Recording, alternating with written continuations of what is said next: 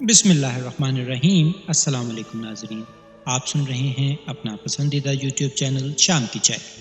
شام کی چائے میں علیم الحق حقی صاحب کی لکھی ہوئی کتاب عشق کا عین جاری ہے۔ آئیے اس کی اگلی قسط سنتے ہیں۔ شاہ صاحب یہ کام مجھے دے دیں، الہی بخش نے شاہ صاحب کو کہا۔ دیکھیں گے، ابھی تو میرا کوئی ارادہ نہیں ہے، شاہ فرید بولے۔ الہی بخش نے جھپٹ کر ان کے پاؤں پکڑ لیے۔ شاہ جی یہ کام مجھے دے دیں، میں آپ کے گھر کا رنگ کروں گا۔ شاہ فرید ہچکچا رہے تھے۔ الہی بخش تمہارے لیے مشکل ہے، ایک تو جوڑوں کا درد، پھر عرصے سے تم نے یہ کام چھوڑا ہوا ہے۔ الہی بخش انگلیوں پر گننے لگا۔ 27 سال ہو گئے سرکار، 27 سال پہلے آخری بار یہ کام کیا تھا۔ اس کا لہجہ خوابناک ہو گیا۔ بس پھر برش سے ناتا ٹوٹ گیا، لیکن اب آخری بار آپ کا کام کرنا چاہتا ہوں۔ لیکن کیوں؟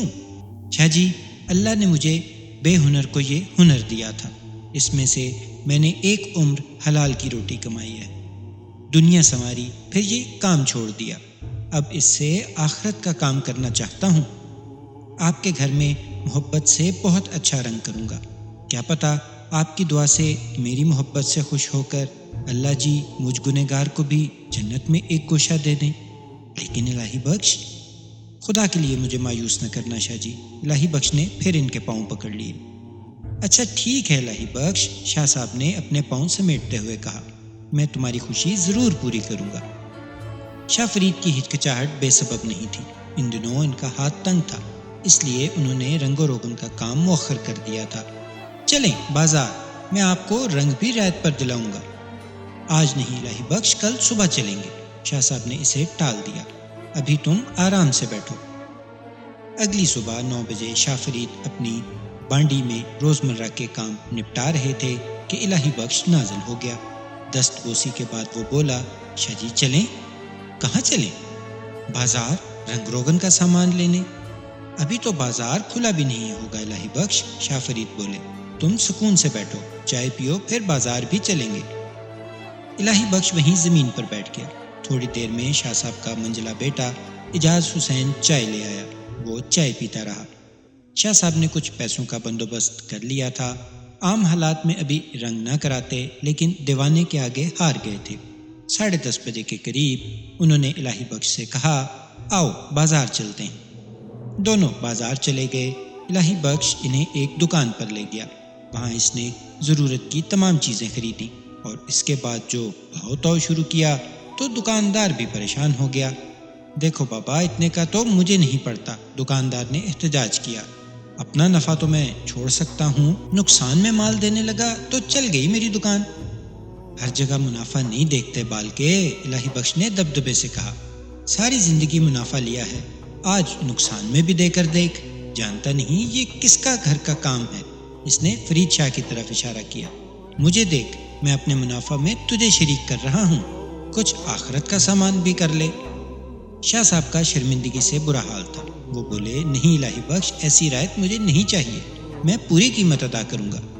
شاہ جی کسی کی آخرت کے منافع کا معاملہ ہو تو مرضی کے خلاف بھی کر لیا کریں، الہی بخش نے شاہ صاحب سے کہا۔ پھر دکاندار سے بولا، بول کیا کہتا ہے؟ دکاندار نے اس کی آنکھوں میں ایک پل دیکھا اور نرم ہو گیا۔ الہی بخش نے اسی دن سے کام شروع کر دیا۔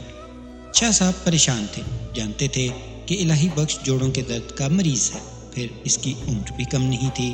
صحت کی خرابی ویسے بھی عمر کو بڑھا دیتی ہے، اور مکان ان کا ماشاءاللہ بہت بڑا تھا، اور 2 منزلہ بھی۔ کام بہت تھا، لیکن الہی بخش کو یہ گوارا نہیں تھا کہ اس کام میں کسی کو شریک کر لے، سو وہ پریشان ہونے کے سوا کچھ نہیں کر سکتے تھے۔ اب الہی بخش کے کام کی وہ رفتار بھی نہیں تھی، پھر بھی وہ بڑی لگن اور محبت سے کام کر رہا تھا۔ ایک دیوار پوری کرنے کے بعد وہ دیر تک کھڑا اسے ناقدانہ نظروں سے دیکھتا رہتا، اس مصور کی طرح جس نے کوئی شاہکار تخلیق کرنے کا ارادہ کر لیا ہو۔ پھر وہ دوبارہ اسی دیوار پر کام شروع کر دیتا۔ شاہ صاحب کے بیٹوں نے گھر میں کہہ دیا تھا کہ الہی بخش کے کھانے پینے کا خاص خیال رکھنا ہے۔ انہوں نے بیٹوں کو ہدایت بھی کر دی تھی، وہ الہی بخش کا خاص خیال رکھتے۔ شاہ صاحب کے بیٹوں کے لیے الہی بخش عجوبے سے کم نہیں تھا۔ شاہ صاحب کے 4 بیٹے تھے۔ سب سے چھوٹا دلدار حسین بہت چھوٹا تھا، 3 بیٹے سجاد حسین، اعجاز حسین اور تصور حسین سمجھدار تھے۔ تصور حسین کو پیار میں گل پیر کہا جاتا تھا۔ تینوں لڑکوں کو قوالی سے بڑی دلچسپی تھی۔ شاہ صاحب کی مرضی کے خلاف وہ ڈیک لے آئے تھے۔ جب بھی موقع ملتا وہ قوالی کا کوئی کیسٹ لگا دیتے۔ کام کی رفتار میں یہ ایک چیز بھی مانع تھی۔ کسی قوالی میں حضور پاک صلی اللہ علیہ وآلہ وسلم کا اسم مبارک آ جاتا تو بیٹھا ہوا الہی بخش کھڑا ہو جاتا اور ہاتھ سینے پر باندھ کر نظریں زمین پر جما دیتا۔ اسے ہوش ہی نہ رہتا، یہاں تک کہ گل پیر اسے بلاتے ہوئے کہتا، بابا قوالی ختم ہو گئی ہے۔ یہ بات قوالی کی حد تک نہیں تھی، گفتگو میں بھی کوئی حضور پاک صلی اللہ علیہ وآلہ وسلم کا اسم مبارک زبان پر لاتا تو الہی بخش احترام میں غلاموں کی طرح کھڑا ہو جاتا اور کھو جاتا۔ ایسی عقیدت اور احترام لڑکوں نے کہیں نہیں دیکھا تھا۔ الہی بخش خود ان کی اتنی عزت کرتا جیسے وہ اس کے بزرگ ہوں۔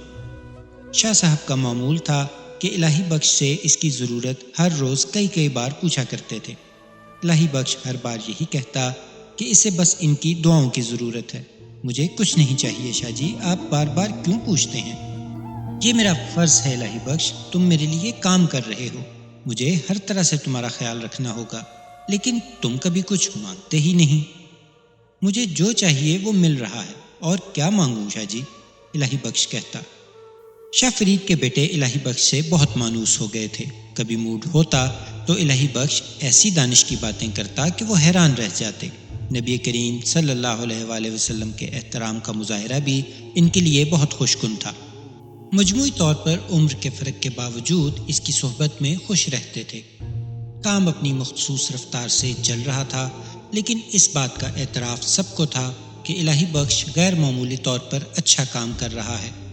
ایک دن شاہ فرید معمول کے مطابق الہی بخش کے پاس آئے۔ شام کا وقت تھا، الہی بخش گھر جانے کی تیاری کر رہا تھا۔ کیسے ہو الہی بخش؟ اللہ کا شکر ہے شاہ جی، بس جوڑوں کی تکلیف بڑھ گئی ہے، الہی بخش نے کہا۔ پھر بولا، اجازت ہو تو کل میں کام سے چھٹی کر لوں سرکار؟ اجازت کی ضرورت نہیں الہی بخش، تم میرے نوکر تو نہیں ہو، شاہ صاحب نے کہا۔ تم جب چاہو چھٹی کر سکتے ہو، پر میں تو اجازت لوں گا شاہ صاحب، کل میں سول ہسپتال جاؤں گا۔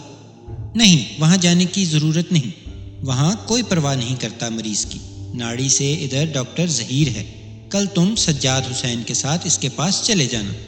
شاہ جی، آپ کا پیسہ نہیں خرچ کرانا چاہتا۔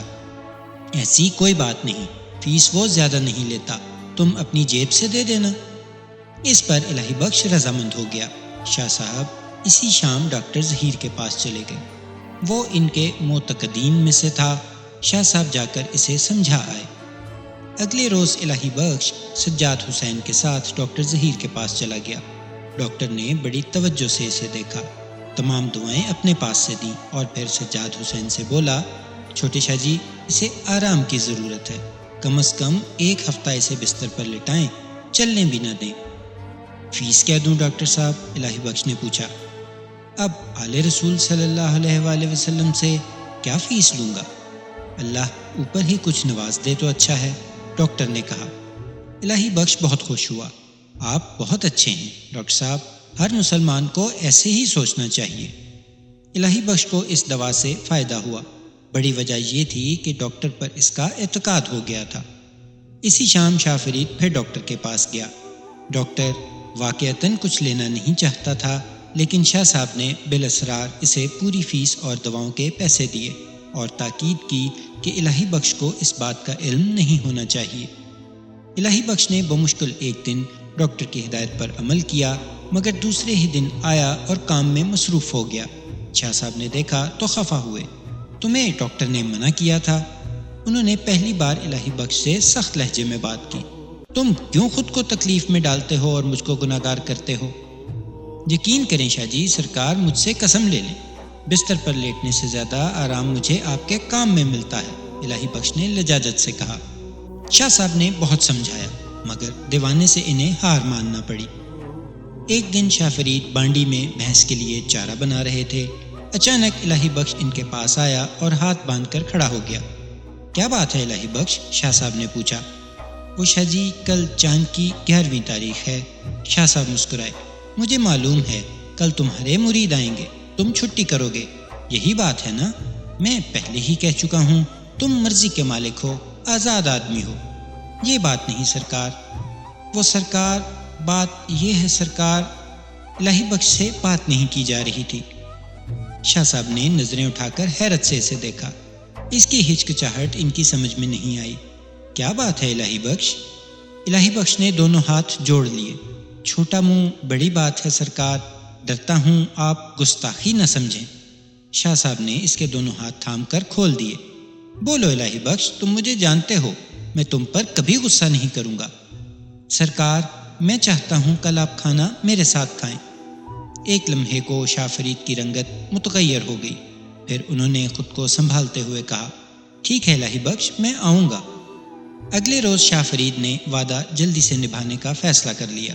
وجہ یہ تھی کہ وہ لنگر کا کھانا نہیں کھا سکتے تھے۔ روایات کی پاسداری بھی تو ان کی طبیعت میں تھی، اور وہ الہی بخش کو انکار بھی نہیں کر سکتے تھے۔ وہ پہنچے تو الہی بخش کو اپنے ہاتھوں سے مرغ ذبح کرتے پایا۔ وہ انہیں دیکھ کر ہڑبڑا گیا۔ اتنی جلدی آ گئے سرکار؟ اس نے جلدی جلدی خون میں لتھڑے ہوئے ہاتھ دھوئے اور ہاتھوں کو کپڑے سے صاف کر کے ان کے ہاتھ چومے۔ شاہ صاحب نے محسوس کیا کہ وہ انہیں ہمیشہ سے بھی زیادہ تعظیم دے رہا ہے۔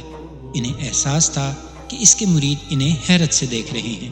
ہاں الہی بخش، میں نے وعدہ پورا کر دیا ہے، لیکن میں زیادہ دیر رکوں گا نہیں۔ آئیں تو میں آپ کو جلدی جانے نہیں دوں گا۔ الہی بخش انہیں اس گھنے درخت کے نیچے لے گیا جہاں اس کی گدی تھی۔ آپ یہاں تشریف رکھیں سرکار۔ نہیں، یہاں نہیں بیٹھوں گا میں، یہ تمہارا مقام ہے، شاہ صاحب نے کہا۔ میرا مقام تو آپ کے قدموں میں ہے شاہ جی، آپ کو قسم ہے دنیا کے بادشاہ کی، بیٹھ جائیں۔ یہ مناسب نہیں لگتا الہی بخش۔ لیکن الہی کی ضد کے سامنے انہیں ہتھیار ڈالنے پڑے۔ وہ بیٹھے تو الہی بخش نے ان کے پاؤں دبانے شروع کر دیے۔ اپنے مرشد کو جو شاہ صاحب کے پاؤں دباتے دیکھا تو الہی بخش کے کچھ مرید بھی اس سعادت میں شامل ہونے لگے، مگر الہی بخش نے انہیں ڈپٹ دیا۔ یہاں صرف میں شاہ جی کے پاؤں دبا سکتا ہوں، کوئی اور نہیں۔ تھوڑی دیر بعد الہی بخش نے ان سے اجازت چاہی۔ سرکار، مجھے کھانا پکانا ہے۔ شاہ صاحب کو حیرت ہوئی، الہی بخش کے مرید پہلے ہی کھانا پکانے میں مصروف تھے۔ بہرحال انہوں نے کچھ نہیں کہا۔ بعد میں الہی بخش پھر ان کے قدموں میں آ بیٹھا۔ شاہ جی، میرے سرکار، آپ کے لیے دسترخوان بچھا دوں؟ الہی بخش، مجھے بھوک نہیں ہے، شاہ صاحب نے کہا۔ الہی بخش ان کے پاؤں دبانے لگا۔ 15 منٹ بعد اس کا ایک مرید اس کے پاس آیا۔ لنگر تیار ہے بابا۔ ٹھیک ہے، تم جاؤ، میں آواز دے لوں گا۔ 10 منٹ گزر گئے تو شاہ صاحب نے الہی بخش سے کہا، لنگر کیوں نہیں شروع کراتے الہی بخش؟ سرکار، آپ بسم اللہ کریں گے تو اس کے بعد ہی لنگر شروع کروں گا نا۔ الہی بخش، میں یہ کھانا تو نہیں کھا سکتا۔ الہی بخش اپنے دونوں رخسار پیٹنے لگا۔ یہ آپ نے کیسے سوچا سرکار کہ میں اتنا گستاخ ہو سکتا ہوں؟ اس نے بھرائی ہوئی آواز میں کہا، میں نے علیحدہ سے خود اپنے ہاتھوں سے آپ کے لیے کھانا پکایا ہے۔ وہ مرغ میں آپ ہی کے لیے ذبح کر رہا تھا سرکار۔ شاہ فرید کو اس پر بہت پیار آیا۔ وہ پہلے ہی جانتے تھے اور اب پوری طرح سمجھ گئے تھے کہ الہی بخش کس طرح کا آدمی ہے۔ اپنے مریدوں کے سامنے کوئی کسی اور کو اپنی گدی پر بٹھا کر اس کے پاؤں دبا سکتا ہے، کسی کے لیے کھانے کا ایسا اہتمام کر سکتا ہے۔ رخصت ہوتے ہوئے شاہ فرید نے الہی بخش سے پوچھا، تم نے ایسا کیوں کیا الہی بخش؟ بات وضاحت طلب تھی، لیکن الہی بخش سمجھ گیا کہ وہ کیا کہہ رہے ہیں۔ آپ کی ذات سے 2 فائدے اٹھا رہا ہوں شاہ جی، ایک تو عاقبت سدھار رہا ہوں، دوسرے آپ جانتے ہیں کہ مرید ہاتھ چومے تو مجھ جیسے کمزور اور چھوٹے آدمی کا نفس تو دمبا بن جاتا ہے۔ میں نفس کے اس موٹے تازے دمبے کو پنپنے نہیں دینا چاہتا شاہ جی۔ شاہ جی، اب جس 11ویں کو آپ نہیں آئیں گے یہاں لنگر نہیں ہوگا۔ ایسی شرط نہ لگاؤ الہی بخش۔ الہی بخش پھر رخسار پیٹنے لگا۔ شرط نہیں سرکار، یہ میرے دل کی آواز ہے۔ شاہ فرید کے مکان کا رنگ و روغن کا کام مکمل ہو گیا، لیکن جو تعلق قائم ہو گیا تھا وہ الہی بخش کی زندگی میں نہیں ٹوٹا۔ ہر اسلامی ماہ کی 10 تاریخ کو الہی بخش شاہ صاحب کے پاس آتا، سلام اور دست بوسی کرتا، پھر کہتا، شاہ جی، مجھے یاد ہے الہی بخش، کل 11 تاریخ ہے۔ شاہ صاحب کچھ کہنے سے پہلے ہی کہہ دیتے، میں یہ تاریخ کبھی نہیں بھولوں گا۔ تم ہر ماہ کیوں تکلیف کرتے ہو؟ تکلیف نہیں شاہ جی، یہ میرا فرض ہے۔ شاہ صاحب جاتے اور شریک ہوتے، سب کچھ اسی طرح ہوتا جیسے پہلی بار ہوا تھا۔ اب شاہ صاحب کے بیٹے بھی ضد کر کے ان کے ساتھ آ جاتے تھے۔ انہیں الہی بخش سے بڑی انسیت تھی، وہ وہاں جا کر بہت خوش ہوتے تھے۔ انہی معمولات میں 3 سال گزر گئے۔ ان 3 برسوں میں الہی بخش کی صحت اور خراب ہو گئی، اس کے سوا کچھ بھی نہیں بدلا۔ الہی بخش کے دل میں حج بیت اللہ اور روضہ رسول صلی اللہ علیہ وآلہ وسلم پر حاضری کی خواہش شدید سے شدید تر ہوتی گئی، لیکن اس نے اس سلسلے میں کبھی بیٹوں سے فرمائش نہیں کی۔ پھر اللہ نے بیٹوں کے دل میں ہی یہ بات ڈال دی۔ اسی سال انہوں نے مل کر اسے 30,000 روپے دیے کہ وہ حج کر آئے۔ اس سال الہی بخش بہت خوش تھا، اس کی آرزو پورے ہونے والی تھی۔ وہ دن گن رہا تھا۔ ایک دن وہ پہاڑی پر اپنے پسندیدہ درخت کے نیچے بیٹھا کسی سوچ میں کھویا ہوا تھا کہ ایک شخص اس کے پاس چلا آیا۔ بابا بابا، پانی والے بابا، اس نے کئی بار پکارا۔ الہی بخش نے آنکھیں کھول کر اسے دیکھا۔ اسے ایک نظر میں اندازہ ہو گیا کہ آنے والا بہت بڑا ضرورت مند ہے۔ اس کی آنکھوں میں آنسو تھے جنہیں وہ پینے کی کوشش کر رہا تھا۔ اس کا جسم رہ رہ کر لرز رہا تھا، ہونٹ بھی کپ کپا رہے تھے۔ الہی بخش اسے غور سے دیکھتا رہا۔ آنے والا جوان آدمی تھا، اس کی عمر 30 سے زیادہ نہیں تھی۔ کیا بات ہے بالکہ؟ میرے لیے دعا کرو بابا۔ مسئلہ کیا ہے؟ بابا، میرا بیٹا ہے 4 سال کا، ہمیں جان سے پیارا ہے، وہ کسی خطرناک بیماری میں مبتلا ہو گیا ہے۔ مجھے تو بیماری کا نام بھی معلوم نہیں، ڈاکٹر کہتا ہے آپریشن پر 25,000 کا خرچہ ہوگا تو وہ انشاءاللہ ٹھیک ہو جائے گا، ورنہ وہ پھوٹ پھوٹ کر رونے لگا۔ تو پھر؟ جوان آدمی روتے روتے رکا۔ میرے لیے دعا کرو نا بابا، میں تو مشکل سے 100 روپے دہاڑی کماتا ہوں، گھر کا خرچ بھی پورا نہیں پڑتا، زمین یا کوئی ایسی چیز بھی میرے پاس نہیں جسے بیچ کر 25,000 کر لوں۔ میں کیا کروں بابا؟ اللہ جی سے دعا کرو مجھے 25,000 دے دے، میرے بیٹے کو بچا لے۔ الہی بخش کو اس پر بے ساختہ پیار آ گیا۔ اس نے اس کے سر پر ہاتھ رکھ دیا۔ اس نے 4 سال کے بچے کا تصور کیا جو دھیرے دھیرے موت کی سرحد کی طرف بڑھ رہا تھا۔ اللہ کا حکم ہوا اور 25,000 روپے مل جائیں تو وہ بچہ جوان ہوگا، اس کی شادی ہوگی، اس کے بچے ہوں گے۔ بابا، میرے لیے یہ اکلوتا بیٹا ہی سب کچھ ہے۔ یہ پیدا ہوا تھا تو ڈاکٹر نے کہہ دیا تھا کہ اب ہمارے ہاں اولاد نہیں ہوگی کبھی۔ بابا، میری نسل اسی سے چلنی ہے۔ جوان آدمی پھر رونے لگا۔ یا اللہ، اس بچے کو درازی عمر عطا فرما۔ الہی بخش کے دل سے آواز اٹھی۔ اسی لمحے اس کے ذہن میں آندھیاں چلنے لگیں۔ 25,000 روپے، آپریشن، بچے کی زندگی، یہ لفظ اس کے ذہن میں گردش کر رہے تھے۔ پھر ایک اور لفظ تھرکنے لگا، حج حج حج۔ فیصلہ بہت مشکل تھا۔ ایک طرف ایک آگے جانے والی زندگی تھی تو دوسری طرف موت کی طرف بڑھتی ہوئی زندگی کی سب سے بڑی اور آخری آرزو، ایک اپنے لیے تھی اور ایک کسی دوسری اور کے لیے۔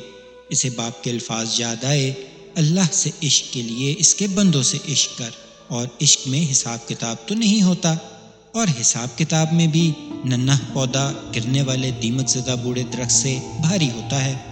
مشکل سے صحیح الہی بخش فیصلے پر پہنچ گیا۔ اس نے ایک سرد آہ بھرتے ہوئے جوان آدمی سے کہا، مت رو بالکہ، مت رو، اللہ بہتر کرے گا، لیکن پہلے تجھے میری ایک بات ماننا ہوگی۔ جوان آدمی اسے پر امید نظروں سے دیکھ رہا تھا۔ تو یہاں درخت کے نیچے لیٹ کر سونے کی کوشش کر، سو گیا تو انشاءاللہ تیرا مسئلہ حل ہو جائے گا، یہ نہ پوچھنا کہ کیسے حل ہوگا۔ جوان آدمی لیٹ گیا۔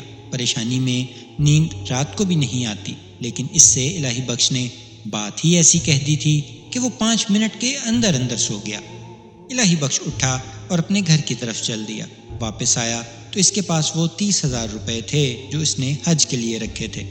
اس نے جوان آدمی کو جگایا نہیں۔ وہ سو کر اٹھا تو الہی بخش نے کہا، لے بالکہ، انشاءاللہ تیرا مسئلہ حل ہو گیا، میری ہدایت پر عمل کر، کھڑا ہو، بسم اللہ پڑھ کر سامنے کی طرف چل، ہر درخت کی جڑ دیکھتا رہ، انشاءاللہ 7 درخت پورے ہونے سے پہلے تیرا مسئلہ حل ہو جائے گا۔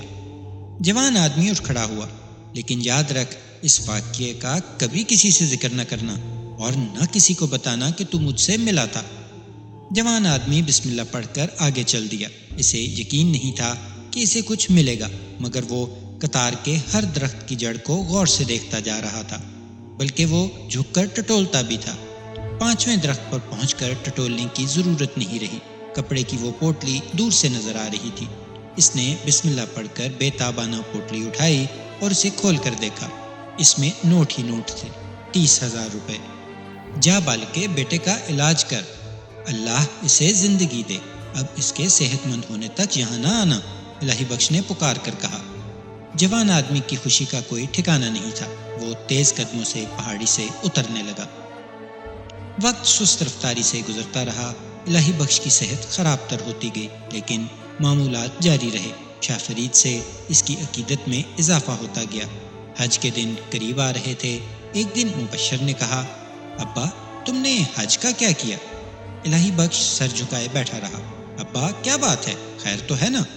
بیٹے تو سمجھ لے کہ میرا حج ہو گیا، اللہ قبول کرنے والا ہے، الہی بخش نے دبے دبے لہجے میں کہا۔ میں سمجھا نہیں کچھ ابا۔ پیسے خرچ ہو گئے ہیں بیٹے۔ کوئی بات نہیں ابا، مبشر نے بلا توقف کہا، اگلے سال سے ہی ابا، پیسوں کی فکر نہ کرو۔ الہی بخش کا دل شکر سے معمور ہو گیا۔ اللہ نے کیسی سعادت مند اولاد دی ہے۔ اسے اس کا خیال تھا کہ بیٹا اس پر برسے گا۔ 30,000 کوئی چھوٹی رقم تو نہیں ہوتی۔ بیٹا پوچھے گا کہ رقم کا کیا کیا؟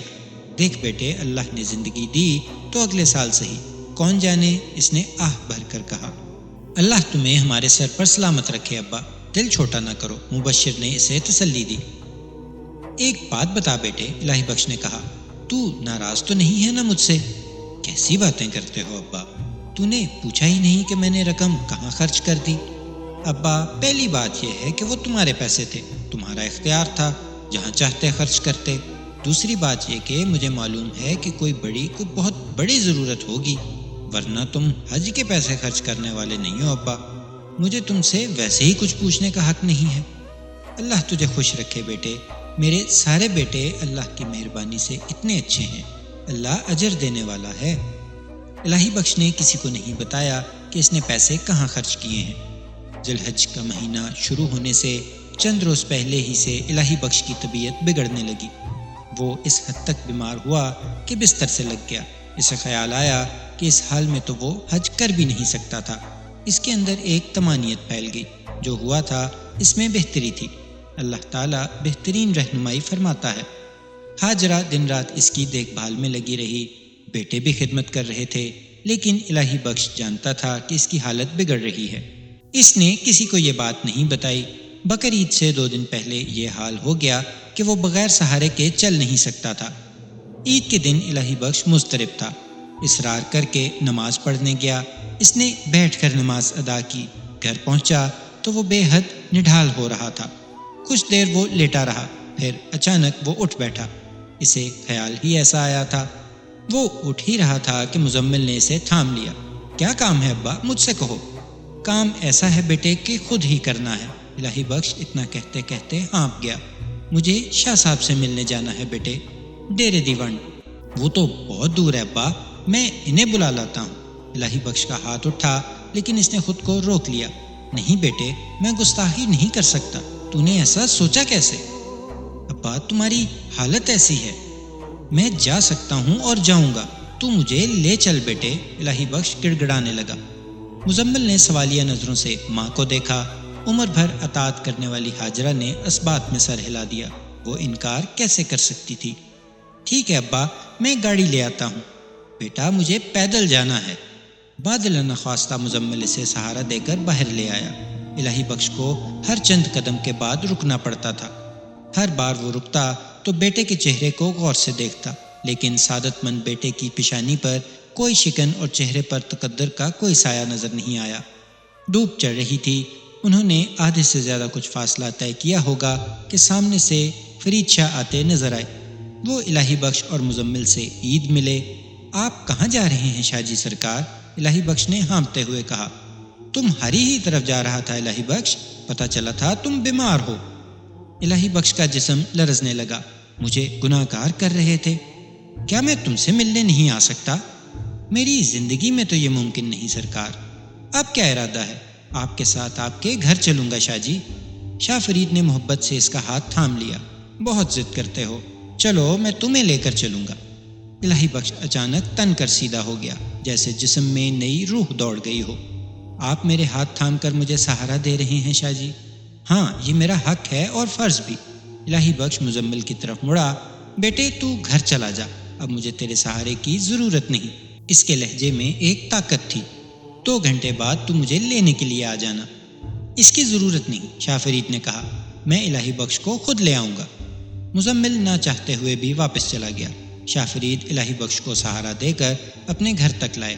انہوں نے اسے پلنگ پر بٹھایا اور تواضع کی، لیکن ان کے اصرار کے باوجود الہی بخش لیٹنے کو تیار نہیں ہوا۔ شاہ جی، کل 11 تاریخ ہے۔ مجھے یاد ہے الہی بخش، ہمیشہ یاد رہتا ہے، شاہ فرید نے ہمیشہ کی طرح کہا۔ پھر بھی میرا تو فرض ہے نا کہ دعوت دینے آؤں۔ ایک بات بتاؤں الہی بخش، شاہ صاحب نے کہا، مجھے تم سے محبت ہو گئی ہے۔ الہی بخش نے گہری سانس لی۔ زندگی کام آ گئی سرکار، موت آسان ہو گئی، اس نے کہا اور پھوٹ پھوٹ کر رونے لگا۔ دیر تک روتا رہا، ہچکیاں بند گئیں۔ میں اس قابل نہیں تھا سرکار، بس اللہ کی دین ہے، اس کا کرم ہے، اب مجھے زندگی سے کچھ نہیں چاہیے۔ سجاد حسین نے اسے پانی لا کر دیا۔ پانی پی کر اس کی طبیعت ذرا سنبھلی۔ وہ دیر تک شاہ صاحب کی باتیں سنتا رہا۔ خود وہ بہت کم بولا اور اس نے 1 سیکنڈ کے لیے بھی پیٹھ نہیں لگائی۔ شام ہوئی تو شاہ صاحب نے کہا، الہی بخش اب کہو تو میں تمہیں گھر لے چلوں۔